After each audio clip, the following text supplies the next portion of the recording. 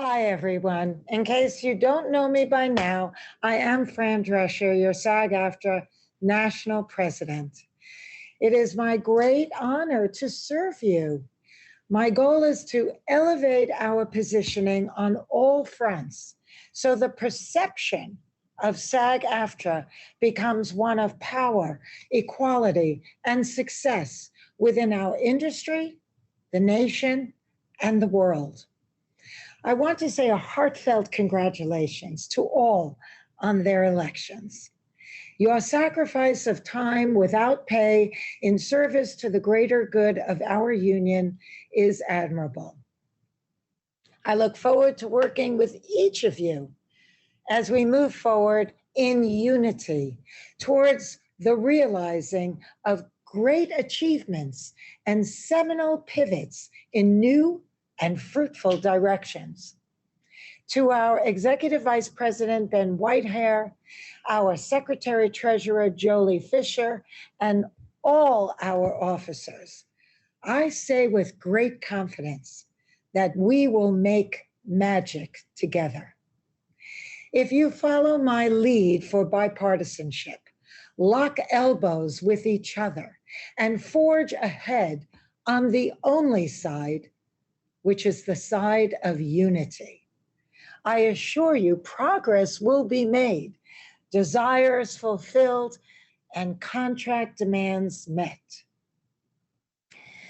Let us climb outside the box and onto a far more empowered plateau of bonded, triumphant togetherness. My goal is to reestablish SAG-AFTRA on the main stage of the national landscape as the most powerful entertainment union in the world. But as such, we have a responsibility to that world. We must raise the bar on issues of diversity, equality, and inclusion, to take a stand on environmental issues and shift our industry's waste paradigm towards significant reductions of its carbon footprint. We stand tall with a united, fearless show of strength, conviction, and innovation during contract negotiations. Everything that I have accomplished in my life has prepared me for this one defining moment. I have aggressively lobbied on Capitol Hill, resulting in the Gynecologic Education and Awareness Act, which passed by unanimous consent. That means all 100 senators said yes. I was written up twice in the Congressional Record for my efforts and recognized in the Washingtonian as one of the top 5 celebrity lobbyists who get the job done, along with Clooney, Jolie, Bono, and Pitt. I am also a public diplomacy envoy for the U.S. State Department, spanning both Bush 43 and Obama 44 administrations. I promise I will march the halls of Congress as aggressively and effectively on your behalf as well. I have great ambitions for us to leverage our high-profile members and fortify across the board communication pathways from podcasts, publications, award shows to social media platforms. By broadening our reach beyond trade members, we elevate our abilities to create revenue for the benefit of our members. For example, Women's Wear Daily was once an industrial trade paper, but by rebranding to W Magazine and refocusing on their built-in strengths, namely fashion, models, photographers, and glamour, the trade paper became a worldwide sensation amongst everyone interested in clothing, urban fashion meccas, people in the know, and arbiters of style. Now, I know we are in an industry that offers all of that and more. So why aren't we leveraging it for our benefit?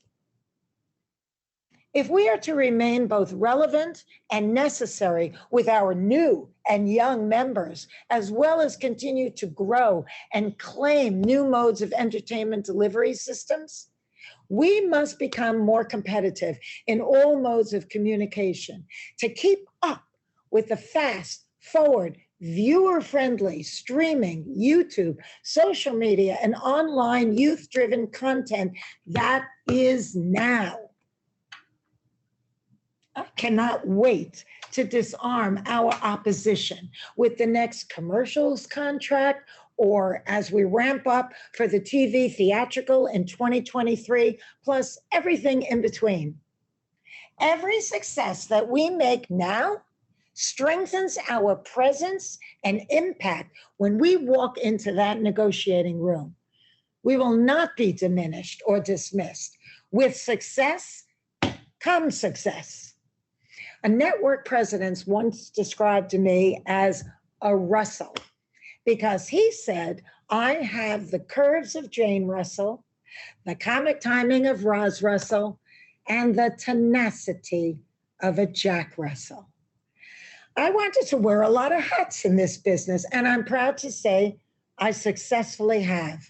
But I also gained invaluable insights and learned many lessons as a result that will only help us as I steer this ship and seek inroads not yet navigated when presenting creative contract points of negotiation.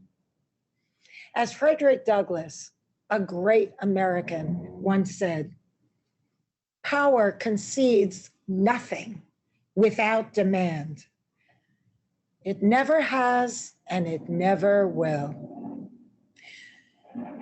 No one leaves this planet unscathed, but what we do with it, how we grow through it, and what becomes of us as a result is what makes all the difference. I am a rape survivor. I became a victim of a violent crime when a man I did not know, who was on parole, broke into my home. For a year, I felt like a mirror cracked in 1,000 pieces. But I wrote about my experience in 2 of my books so that I can help others move past the nightmare to live confident lives again. I can't tell you how many times I've been asked to sign the chapter, "Bad things happen to good people." I have zero tolerance for sexual predators or sexual harassment. Consciousness must be raised and bad behavior outed and ostracized. I'm also a cancer survivor, 21 years well. And I have turned my pain into purpose. First, writing the book, Cancer Schmancer, which morphed into the Cancer Schmancer movement and foundation, for which I am the founder, visionary, and president for more than a decade. This too has prepared me for my new role as SAG-AFTRA National President, because I have not only organized and served as president, but I understand all too well the essential right to quality health care and the importance of good health. This area will be a significant focal point for me on behalf of all of our members to embed the HRA into our credo, to develop a senior fund, and to broaden the recipients who can qualify for health fund benefits. I hope to develop a test pilot with the How You Live Equals How You Feel program that supports a large group to adapt a more healthy lifestyle. Healthy members means fewer claims, which could translate into better policies at lower premiums, resulting in more members who can then qualify. Eleanor Roosevelt said, "Women are like tea bags. We never know how strong we are until we're put in hot water."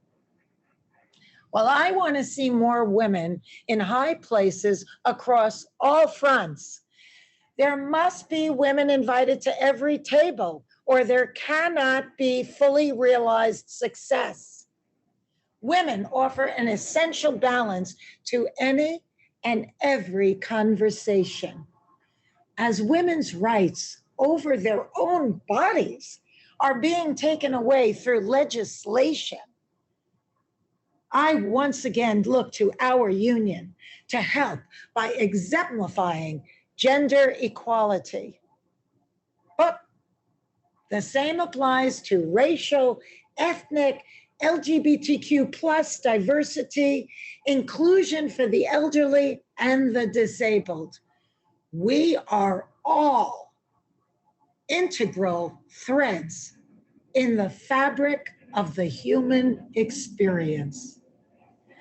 Let us never forget, we have organized as a labor union because only together, as one loud and unified voice, can we protect our livelihoods and rights against the megalomania that often comes with big business and greed. I've already been a keynote speaker on health before my sisters of CLUE. I am in contact with James Hoffa of the Teamsters. I supported IATSE in their overwhelming agreement to strike if need be. I am in conversations with President Liz Schuler of the AFL-CIO, as well as the DGA and the WGA. In a time when the middle is being squeezed by the very rich and the very poor, our success as a nation hangs in the balance. It is only with a middle class that true democracy can thrive.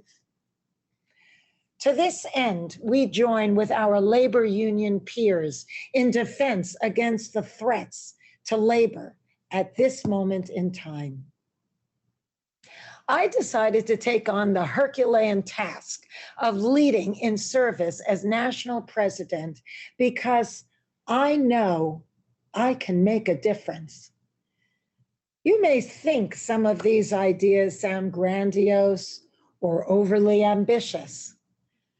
Well, that's what someone said when I walked into CBS almost 30 years ago with an idea for a door-to-door cosmetic saleswoman to become a nanny. And that didn't turn out half bad, did it? I've come to this position without bias or partisanship. I will galvanize every single one of you who share my vision, and may the polarizing fall to the wayside. For our future depends solely on making kindness and compassion for each other our compass. No pessimist ever discovered the secret of the stars, or sailed to an uncharted land, or opened a doorway to the human spirit. Do you know who said that? Helen Keller.